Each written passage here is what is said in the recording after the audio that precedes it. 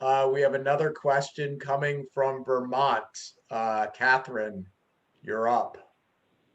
I was solicited to ask a question, but I did have one, so I think Kathy might be a mind reader. Anyway, I'm glad to join you today. I have a question from the different side of the desk. Aside from looking at Glassdoor and talking to former and current employees, how do you really get to the nitty gritty if a company truly embodies this engagement and enlightenment and real connection of people? Like, how do you really dig deeper to find that out?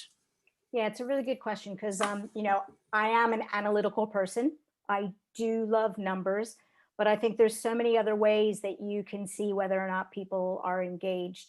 And that's why I like to work with leaders and managers, because you can see in the type of effort that people are putting into work. You can see in the types of ideas that they're presenting. You asked at the beginning, Scott, about what does engagement mean?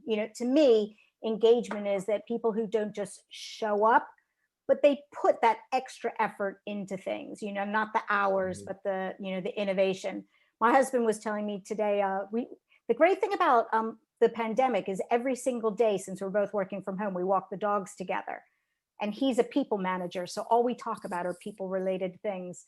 And he was saying how he can see on his team, just in how they're interacting and they're working, whether or not they're engaged and disengaged. So ask everyone else to be the eyes and the ears. I'm a big fan of focus groups too, and just really listening and opening up, or, leaders, a lot of leaders I know, they just do these ad hoc meetings with their employees, just get out there. When I worked at Gap, we had to go out every month and go walk the shop floor and talk to people. So data, but also that interaction. Thank you.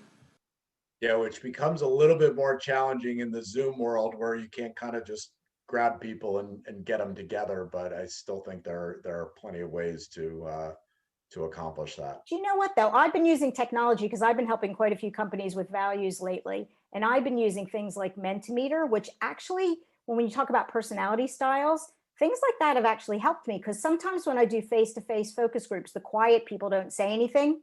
But when you do this online technology, everybody has a voice. So again, you just have to think creatively, but you are right. It is harder.